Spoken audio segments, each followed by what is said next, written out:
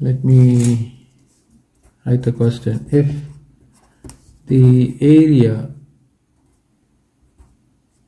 of a circle is 121x times pi square units, what is the circumference of the circle?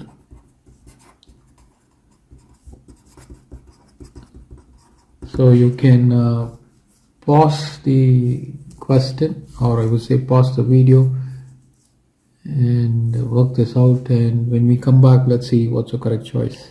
Okay, I hope you all have got the correct solution. So let's check this out. Area of the circle. So pi r squared is given as 121x times pi.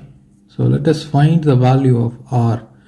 Pi and pi gets cancelled. R is going to be root of 121x, which is equal to root of 121 multiplied with root of x. I can rewrite r to be as root of 121 is 11 times root of x.